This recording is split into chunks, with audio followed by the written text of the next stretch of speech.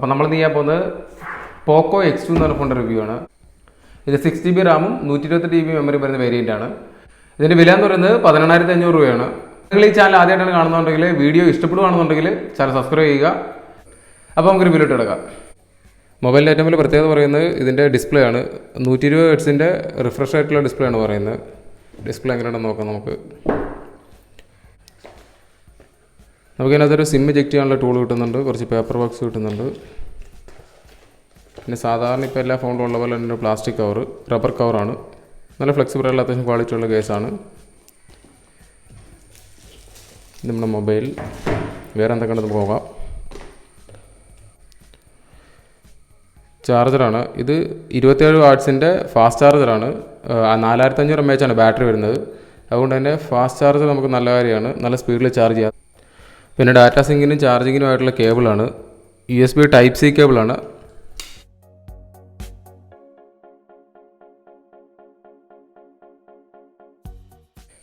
നമ്മുടെ മൊബൈലിൻ്റെ ഡിസ്പ്ലേ നോക്കുകയാണെന്നുണ്ടെങ്കിൽ 6.67 ഇഞ്ചാണ് ഡിസ്പ്ലേയുടെ സൈസ് വരുന്നത്.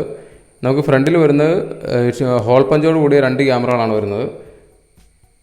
ഫോണിൻ്റെ പ്രത്യേകത എന്ന് പറയുന്നത് തന്നെ ഫോണിൻ്റെ ഡിസ്പ്ലേ ആണ്. 120 ഹെർട്സ് ആയിട്ടുള്ള റിഫ്രഷ് ആയിട്ട് വരുന്ന ഡിസ്പ്ലേ ആണ് വരുന്നത്. സാധാരണ നമുക്ക് ഫോണുകളിൽ 60 ഹെർട്സിൻ്റെ ഡിസ്പ്ലേകളാണ് വരുന്നത്. ഇതിപ്പോൾ 120 ഹെർട്സിൻ്റെ ഡിസ്പ്ലേ ആണ്. ഞാൻ ആദ്യമായിട്ടാണ് റിഫ്രഷ് റേറ്റ് കൂടിയിട്ടുള്ള ഒരു ഡിസ്പ്ലേ യൂസ് ചെയ്യുന്നത്. അത് നമുക്ക് എടുത്തറിയാൻ സാധിക്കും. സാധാരണ ഒരു ഫോണിൽ യൂസ് ചെയ്യുന്ന പോലെയല്ല, ഭയങ്കര സ്മൂത്താണ്. എന്താ പറയണ്ടത്, നല്ല സാധാരണ ഫോണിൽ നമുക്ക് അനുഭവപ്പെടുന്ന ചെറിയൊരു ലാഗോ കാര്യങ്ങളോ ഒന്നും ഉണ്ടാവില്ല. അത്രയ്ക്ക് സ്മൂത്താണ് സെറ്റ്. അത് നമുക്ക് ഗെയിമിങ്ങിലാണ് ഏറ്റവും അടുത്തറിയാൻ പറ്റുന്നത്. ഗെയിമിങ്ങിലൊക്കെ നമുക്ക് PUBG കളിക്കുമ്പോഴത്തേക്കും വളരെ ഉപകാരപ്പെടും. ഭയങ്കര സ്മൂത്താണ്. PUBG 60 ഹെർട്സ് ആണ് സപ്പോർട്ട് ചെയ്യുന്നത്. എന്നാൽ കൂടെ നമുക്ക് ഫോണിൽ ഡിസ്പ്ലേ അപാര സ്മൂത്താണ്. നമുക്ക് നല്ല ക്വാളിറ്റി ഉള്ള പാനലാണ് വരുന്നത്. IPS LCD ഡിസ്പ്ലേ ആണ് വരുന്നത്. ഹോൾ പഞ്ചോട് കൂടിയ ഡ്യുവൽ ക്യാമറ ആണ് വരുന്നത്. മറ്റുള്ള മൊബൈലിൽ നിന്ന് വ്യത്യസ്തമായിട്ട് നമുക്ക് ഇതിൻ്റെ ഫിംഗർ പ്രിൻറ്റ് സ്കാനർ വരുന്നത് ഇതിൻ്റെ പവർ ബട്ടണിലാണ്. ഇനി ഫിംഗർ പ്രിൻറ്റ് നോക്കുകയാണെന്നുണ്ടെങ്കിൽ ഫിംഗർ പ്രിൻറ്റും വളരെ ഫാസ്റ്റാണ്. യാതൊരു ലാഗോ കാര്യങ്ങളൊന്നുമില്ല. കൈ ഇങ്ങനെ ജസ്റ്റ് വച്ചാൽ നമുക്ക് ഓൺ ആകില്ല, പ്രസ് ചെയ്താൽ മാത്രമേ ഓൺ ആവുള്ളൂ. അതിപ്പോൾ നമ്മൾ ഫേസ് അൺലോക്ക് നോക്കുകയാണെങ്കിൽ ഫേസ് അൺലോക്കും വളരെ ഫാസ്റ്റാണ്. റെഡ്മിയുടെ എല്ലാ ഫോണുകളിലും അതുപോലെ തന്നെയാണ്. ഫേസ് അൺലോക്ക് വളരെ ഫാസ്റ്റാണ്. നമുക്ക് യാതൊരു ലാഗോ കാര്യങ്ങളൊന്നും അനുഭവപ്പെടില്ല. നമുക്ക് മൊബൈലിൽ എത്ര സിം ഇടാമെന്നുള്ളതായിരുന്നു നോക്കാം. നമുക്കൊരു സിമ്മും ഒരു മെമ്മറി കാർഡ് യൂസ് ചെയ്യാം, അല്ലാന്നുണ്ടെങ്കിൽ 2 സിം യൂസ് ചെയ്യാം. അപ്പോൾ അതുകൊണ്ട് നിങ്ങൾ ഫോൺ വാങ്ങുമ്പോൾ ഒരു ബേസ് മോഡൽ വാങ്ങാതെ മിനിമം ഒരു 128GB എങ്കിലും മെമ്മറി ഉള്ള ഫോൺ വാങ്ങാൻ ശ്രമിക്കുക. കാരണം നമുക്ക് ഇല്ലെങ്കിൽ 2 സിം യൂസ് ചെയ്യാൻ സാധിക്കില്ല. അതുകൊണ്ടാണ്. ഇനി നമ്മൾ മൊബൈലിൻ്റെ പെർഫോമൻസ് നോക്കുകയാണെന്നുണ്ടെങ്കിൽ ഇതിൽ വരുന്നത് 6GB ആണ് റാം വരുന്നത്. അതുപോലെ തന്നെ 128GB ആണ് മെമ്മറി വരുന്നത്. ഫോണിൽ യൂസ് ചെയ്തിരിക്കുന്നത് സ്നാപ്ഡ്രാഗണിൻ്റെ 730G എന്ന് പറഞ്ഞ ചിപ്പാണ് യൂസ് ചെയ്തിരിക്കുന്നത്. അത്യാവശ്യം ഗെയിമിങ്ങിലാണെങ്കിൽ കൂടി നല്ല കേപ്പബിൾ ആയിട്ടുള്ള ചിപ്പാണ്. നല്ല ഫാസ്റ്റായിട്ടുള്ള ഇപ്പോൾ നമുക്കിപ്പോൾ യൂസ് ചെയ്യുമ്പോഴത്തേക്ക് അധികം ഒരു ആപ്പിൽ നിന്ന് വേറെ ആപ്പിലോട്ട് പോകുമ്പോൾ അല്ലെങ്കിൽ മൾട്ടി ടാസ്കിങ് ചെയ്യുമ്പോഴൊന്നും നമുക്ക് യാതൊരു ലാഗോ കാര്യങ്ങളൊന്നുമില്ല. പിന്നെ ഡിസ്പ്ലേയും കൂടെ ഇത്ര നല്ല ക്വാളിറ്റിയുള്ള ഡിസ്പ്ലേ ആണ്. റിഫ്രഷ് റേറ്റ് കൂടുതലും ആയതുകൊണ്ട് ഫോൺ ലാഗോ കാര്യങ്ങളൊന്നുമില്ല. സാധാരണ ഒരു ഫോൺ യൂസ് ചെയ്യുന്നതിനേക്കാളും 10 മടങ്ങ് സ്പീഡിൽ നമുക്ക് യൂസ് ചെയ്യാൻ സാധിക്കുന്നുണ്ട്. പിന്നെ എടുത്തു പറയേണ്ട ഒരു കാര്യം ഫോണിൻ്റെ വെയിറ്റ് ആണ്. ഏകദേശം 200 ഗ്രാമിന് മുകളിൽ ഫോൺ വെയിറ്റ് ഉണ്ട്. അത്യാവശ്യം വലിയൊരു ഫോണാണ്. നമുക്ക് 6.67 ഇഞ്ച് ഡിസ്പ്ലേയുടെ സൈസ് വരുന്നുണ്ട്. അതുപോലെ തന്നെ അത്യാവശ്യം ഹെവിയാണ് ഫോൺ. 4500 mAh ആണ് ഫോണിനകത്ത് നമുക്ക് ബാറ്ററി വരുന്നത്. അതുകൊണ്ട് തന്നെ ഇത് സിംഗിൾ ഹാൻഡ് യൂസ് അത്യാവശ്യം വലിയ പാടായിരിക്കും. വലിയ കൈകളുള്ളവർക്ക് മാത്രമേ പറ്റുള്ളൂ. എന്നാലും നമുക്ക് 2 കൈ കൊണ്ട് യൂസ് ചെയ്യാനായിരിക്കും കൂടുതൽ എളുപ്പം. മൊബൈലിൻ്റെ ബാക്ക് സൈഡ് നോക്കുകയാണെന്നുണ്ടെങ്കിൽ ഗ്ലാസ് ആണ്. ഗൊറില്ല ഗ്ലാസ് ആണ് യൂസ് ചെയ്തിരിക്കുന്നത്. അതുപോലെ ഫ്രണ്ടിലും യൂസ് ചെയ്തിരിക്കുന്നത് ഗൊറില്ല ഗ്ലാസ് ആണ്. ബാക്ക് സൈഡിൽ 4 ക്യാമറകളാണ് വരുന്നത്. മെയിൻ ക്യാമറ വരുന്നത് 64 MP ആണ്. നമുക്ക് അതിനകത്ത് യൂസ് ചെയ്തിരിക്കുന്ന ലെൻസ് എന്ന് പറയുന്നത് സോണിയുടെ IMX686 എന്ന് പറഞ്ഞ ലെൻസാണ്. ഈ ലെൻസ് ഉപയോഗിച്ചതിൻ്റെ ഗുണം നമുക്ക് ക്യാമറയിൽ കാണാനും. ഞാൻ എടുത്ത ഷോട്ടുകൾ കാണിച്ചു തരാം. വളരെ മികച്ച ഫോട്ടോസാണ് നമുക്ക് കിട്ടുന്നതിനകത്ത്. പിന്നെ രണ്ടാമതായിട്ട് നമുക്ക് 8 MP വരുന്ന അൾട്രാ വൈഡ് ആംഗിൾ ലെൻസും 2 MP വരുന്ന മാക്രോ ലെൻസും പിന്നെ ഒരു 2 MP തന്നെ വരുന്ന ഡെപ്ത് സെൻസറുമാണ് വരുന്നത്.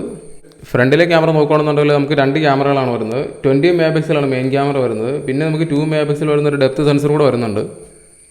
ഇനി നമ്മൾ ഫോട്ടോസിൻ്റെ ഒരു നോക്കുകയാണെന്നുണ്ടെങ്കിൽ നമുക്ക് ഔട്ട് സൈഡിലൊക്കെ എടുത്ത ഫോട്ടോസ് ഏകദേശം ഒരു DSLR ക്യാമറ എടുത്ത ഫോട്ടോസിൻ്റെ അതേ ക്വാളിറ്റിയിൽ തന്നെ കിട്ടുന്നുണ്ട്. നല്ല നാച്ചുറലായിട്ട് കളറുകളാണ് കിട്ടുന്നത്.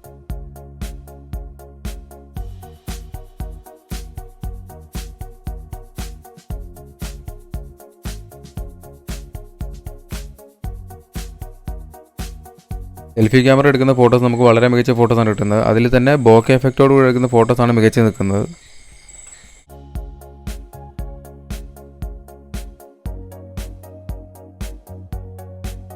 പിന്നെ എടുത്തു പറയുകയാണെന്നുണ്ടെങ്കിൽ നമുക്ക് നൈറ്റ് മോഡിൽ എടുക്കുന്ന ഫോട്ടോസിനെ പറ്റിയാണ്. അത്യാവശ്യം വെട്ടം കുറഞ്ഞ സാഹചര്യത്തിൽ നമുക്ക് വളരെ മികച്ച ഫോട്ടോസാണ് ലഭിക്കുന്നത്.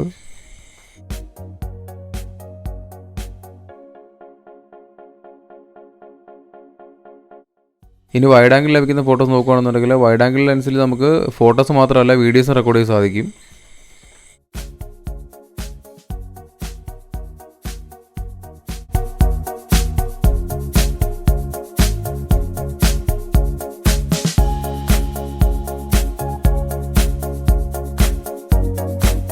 നമ്മൾ മൊബൈലിൻ്റെ സ്റ്റോറേജ് നോക്കുകയാണെന്നുണ്ടെങ്കിൽ 128 GB സ്റ്റോറേജിൽ നമുക്ക് ഏകദേശം 108 GB അവൈലബിൾ ആണ് യൂസ് ചെയ്യാനായിട്ട്. അതുപോലെ തന്നെ ഫോണിൻ്റെ നമുക്ക് ആൻഡ്രോയിഡ് വേർഷൻ നോക്കുകയാണെന്നുണ്ടെങ്കിൽ ആൻഡ്രോയിഡ് 10 ആണ്. നമുക്ക് ഗെയിമിങ്ങിന് വേണ്ടിയിട്ട് ഇതിൻ്റെ ചൂട് കുറയ്ക്കാനായിട്ട് ഇതിനകത്ത് ബാക്ക് സൈഡിൽ ലിക്വിഡ് കൂളിംഗ് എന്ന് പറഞ്ഞ സിസ്റ്റം ഉണ്ട്. അതെന്താണെന്ന് വെച്ചാൽ നമ്മൾ ഗെയിം കളിക്കുന്ന സമയത്ത് മൊബൈലിൻ്റെ ബാക്ക് സൈഡ് ചെറുതായിട്ട് ഹീറ്റ് ആകും. അത് ഹീറ്റ് ആകുന്നത് എന്താണെന്ന് വെച്ചാൽ മൊബൈൽ യൂസ് ചെയ്തിരിക്കുന്ന ബോർഡിൻ്റെ ഹീറ്റ് ബാക്ക് സൈഡിലോട്ട് വലിച്ചെടുക്കുന്നതാണ്. അല്ലാതെ ഫോണിൻ്റെ ഒരു കംപ്ലയിൻ്റ് അല്ല, അത് മാനുഫാക്ചർ ചെയ്തിരിക്കുന്ന ആ രീതിക്കാണ്. അതുകൊണ്ടാണ് ഫോണിൻ്റെ ബാക്ക് സൈഡ് നോക്കുകയാണെന്നുണ്ടെങ്കിൽ ഗ്ലാസ് ആണ്. അതുകൊണ്ട് തന്നെ ഫിംഗർ പ്രിൻറ്റ് മാഗ്നറ്റ് ആണ്. നമുക്കൊരു ഇതിൻ്റെ കൂടെ കിട്ടുന്ന കവർ യൂസ് ചെയ്തില്ല എന്നുണ്ടെങ്കിൽ ഫോൺ പെട്ടെന്ന് വൃത്തികേടാവും. നമുക്ക് ഫോണിൻ്റെ എടുത്തു പറയേണ്ട ഏറ്റവും വലിയ കാര്യം എൻ്റെ ബിൽഡ് ക്വാളിറ്റിയാണ്. നമുക്ക് പോക്കോ F1 ആകെ എടുത്തു പറയേണ്ട ഒരു പോരായ്മ എന്ന് പറഞ്ഞാൽ എൻ്റെ ബിൽഡ് ക്വാളിറ്റി ആയിരുന്നു. അത് പ്ലാസ്റ്റിക് ആയിരുന്നു. പക്ഷേ ഇതിൻ്റെ ഫ്രണ്ടിലായാലും ബാക്കിലായാലും വരുന്നത് ഗ്ലാസ് ആണ്, ഗൊറില്ല ഗ്ലാസ് ആണ്. അതുകൊണ്ട് തന്നെ സ്ട്രോങ് ആണ്. നമുക്ക് പിടിച്ചു കഴിഞ്ഞാൽ വലിയ ക്രാക്കിംഗ് സൗണ്ട് കാര്യങ്ങളൊന്നുമില്ല. വളരെ സോളിഡ് ആയിട്ടുള്ള മൊബൈലാണ്. അതുപോലെ തന്നെ നമുക്ക് USB Type-C പോർട്ട് വരുന്നുണ്ട്. പിന്നെ മേളിൽ എയർ ബ്ലാസ്റ്റ് വരുന്നുണ്ട്. നമുക്ക് ഈ രണ്ടും യൂസ്ഫുൾ ആയിട്ടുള്ള സാധനമാണ്. 4500 mAh ആണ് ഇതിൻ്റെ ബാറ്ററി വരുന്നത്. ഫാസ്റ്റ് ചാർജറും ഉണ്ട്. ഫാസ്റ്റ് ചാർജർ സപ്പോർട്ട് ചെയ്യുന്നുണ്ട്. അതുപോലെ തന്നെ 27 വാട്ടിൻ്റെ ഫാസ്റ്റ് ചാർജർ ഇതിനകത്ത് ഇൻക്ലൂഡഡ് ആണ്. പക്ഷേ എടുത്തു പറയേണ്ട കാര്യമൊന്നുമല്ല, ഇതിൻ്റെ ബാറ്ററി ബാക്കപ്പ് ആണ്. സാധാരണ ഒരു നോർമൽ യൂസർ ആണെന്നുണ്ടെങ്കിൽ 2.5 ദിവസം മുതൽ ഏകദേശം 3 ദിവസം വരെ, എനിക്ക് 3 ദിവസം വരെ ഇതിനകത്ത് ബാറ്ററി ബാക്ക് കിട്ടിയിട്ടുണ്ട്. അത് ഞാൻ നോർമൽ യൂസ് ആയിട്ട്. സാധാരണ ഹെവി യൂസിങ് ഞാനിതിൻ്റെ ബാറ്ററി ചെക്ക് ചെയ്യാനായിട്ട് ചെയ്യുമ്പോൾ ഒരു ദിവസം രാത്രിയിൽ ഞാനിത് ഫോണിൽ കുറേ ആപ്ലിക്കേഷൻസ് ഓപ്പൺ ചെയ്തിടും. 100% ചാർജ് ചെയ്യും. എന്നിട്ട് ഫോണിൽ കുറേ ആപ്ലിക്കേഷൻസ് ഓപ്പൺ ചെയ്തിടും. പല ആപ്ലിക്കേഷൻസിലും പല കാര്യങ്ങളും ഡൗൺലോഡിങ്ങിലും കാര്യങ്ങളൊക്കെ ഇടും. എന്നിട്ട് രാത്രി ഫോൺ ഇട്ട് കഴിഞ്ഞാൽ രാവിലെ എടുത്ത് നോക്കുമ്പോൾ എത്ര % കുറയുന്നുണ്ടെന്നാണ് ഞാൻ നോക്കാറ്. ഈ ഫോണിൽ എനിക്ക് ഏകദേശം 1%, ആ 1% എന്ന് പറയാൻ പറ്റില്ല, ഞാൻ കുറച്ച് നേരം രാത്രി ഉപയോഗിച്ചിട്ടാണ് വെച്ചത്. ഒരേ 1%ആണ് എനിക്ക് രാവിലെ കുറഞ്ഞത്. അതുപോലെ തന്നെ ബാക്ക്ഗ്രൗണ്ടിലായിരുന്ന എല്ലാ ആപ്ലിക്കേഷൻസും വർക്കിങ്ങിലും ആയിരുന്നു, എല്ലാം മെമ്മറിയിലും ഉണ്ടായിരുന്നു. അതുപോലെ ഡൗൺലോഡിങ് ഇട്ട സിനിമകളൊക്കെ ഡൗൺലോഡുമായി, സിനിമയും ബാക്കിയുള്ള ആപ്ലിക്കേഷൻസ് ഡൗൺലോഡ് കുറേ ആപ്സും കാര്യങ്ങളൊക്കെ ഡൗൺലോഡായി, ഗെയിമൊക്കെ ഡൗൺലോഡായി, എല്ലാം ബാക്ക്ഗ്രൗണ്ടിൽ നടക്കുകയും ചെയ്തു. അതുപോലെ തന്നെ 1% ബാറ്ററിയാണ് കുറഞ്ഞത്.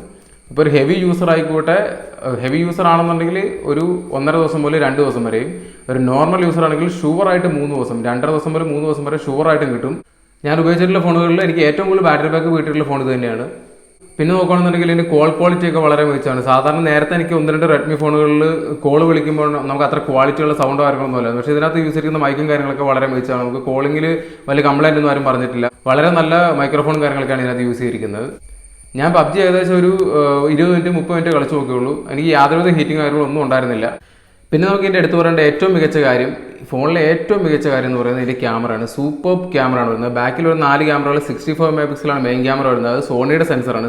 സാധാരണ ഫോണുകളിൽ 4 ക്യാമറ 5 ക്യാമറ എന്നൊരു ഗിമിക്കാണ് കാണുന്നത്. നമുക്ക് അതുകൊണ്ട് യാതൊരു യൂസ് കാര്യങ്ങളൊന്നും ഉണ്ടാറില്ല. പക്ഷേ ഈ ക്യാമറ ഈ ഒരു പ്രൈസ് റേഞ്ചിൽ ഇറങ്ങുന്നത് ഏറ്റവും മികച്ച ക്യാമറയാണ്. നമുക്ക് കണ്ണും കൂട്ടി ഒരു ക്യാമറയാണ് നിങ്ങളുടെ ലക്ഷ്യം എന്നുണ്ടെങ്കിൽ 20,000 ബഡ്ജറ്റിൽ, അല്ലെങ്കിൽ അതിന് മുകളിൽ 25,000 ബഡ്ജറ്റ് വരെ നോക്കിയോ, ആ 25,000 ബഡ്ജറ്റിലുള്ള ഫോണാണ് നിങ്ങൾ എടുക്കാൻ ഉദ്ദേശിക്കുന്നുണ്ടെങ്കിലും ഈ ഫോണായിരിക്കും. ക്യാമറയാണ് നിങ്ങളുടെ മെയിൻ ഉദ്ദേശം എന്നുണ്ടെങ്കിൽ എടുക്കേണ്ടത്. കണ്ണും കൂട്ടി എടുക്കാവുന്ന ഒരു ഫോണാണ്.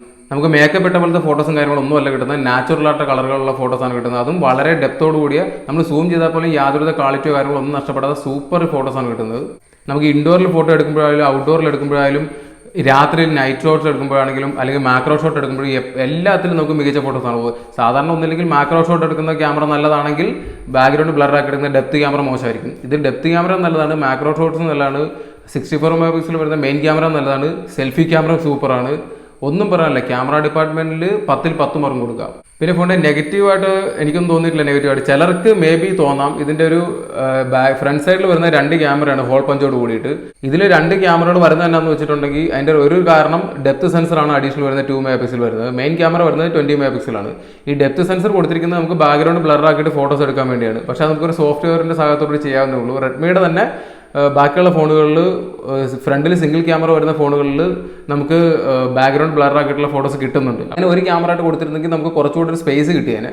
അത് ചിലർക്ക്, എന്നെ സംബന്ധിച്ചിടത്തോളം എനിക്ക് യാതൊരു പ്രശ്നമില്ല. ഞാൻ വീഡിയോസ് കാണുന്നവർ എനിക്കിതൊരു ഡിസ്റ്റർബായിട്ട് തോന്നിയിട്ടില്ല. അങ്ങനെ ചിലർക്ക് തോന്നാം. ആകെ ഒരു നെഗറ്റീവ് ആയിട്ടെങ്കിൽ അതേ തോന്നുള്ളൂ. അത് നെഗറ്റീവ് അല്ല, എൻ്റെ ഭാഗത്ത് നോക്കുമ്പോൾ നെഗറ്റീവ് അല്ല, ചിലർക്ക് തോന്നാം. ഞാൻ 100% റെക്കമെൻഡ് ചെയ്തൊരു ഫോണാണ്. നിങ്ങൾക്ക് വാങ്ങിയതുകൊണ്ട് യാതൊരു നഷ്ടവും സംഭവിക്കില്ല. നിങ്ങളുടെ ബഡ്ജറ്റ് 25,000 ആയാൽ കൂടി 25,000 പ്രൈസ് റേഞ്ചിൽ നമുക്ക് ഇപ്പോൾ ഉള്ള ഫോണുകൾ നോക്കുകയാണെന്നുണ്ടെങ്കിൽ ഈ ഫോണിൻ്റെ അത്ര ഫീച്ചേഴ്സോ ഈ ഫോണിൻ്റെ അത്ര നല്ല ക്യാമറയോ ഈ ഫോണിൻ്റെ ബാറ്ററി ബാക്കപ്പ് തരുന്ന വേറെ ഫോണില്ല. അതുകൊണ്ട് നമുക്ക് 100% നിങ്ങൾക്ക് വാങ്ങാവുന്ന ഒരു ഫോണാണിത്. അപ്പോൾ നമുക്ക് ഈ ഫോണിനെ പറ്റിയുള്ള റിവ്യൂ ഇത്രേ ഉള്ളൂ. വീഡിയോ ഇഷ്ടപ്പെട്ടിട്ടുണ്ടെങ്കിൽ ലൈക്ക് ചെയ്യുക. അതുപോലെ തന്നെ ചാനൽ സബ്സ്ക്രൈബ് ചെയ്യാത്തവർ വീഡിയോ ഇഷ്ടപ്പെട്ട് കഴിഞ്ഞാൽ ചാനൽ സബ്സ്ക്രൈബ് ചെയ്യുക. നിങ്ങളുടെ അഭിപ്രായങ്ങൾ താഴെ കമൻറ്റ് ചെയ്യുക. നമുക്ക് വേറൊരു ഫോണിൻ്റെ റിവ്യൂ ആയിട്ട് അടുത്ത വീഡിയോയിൽ കാണാം.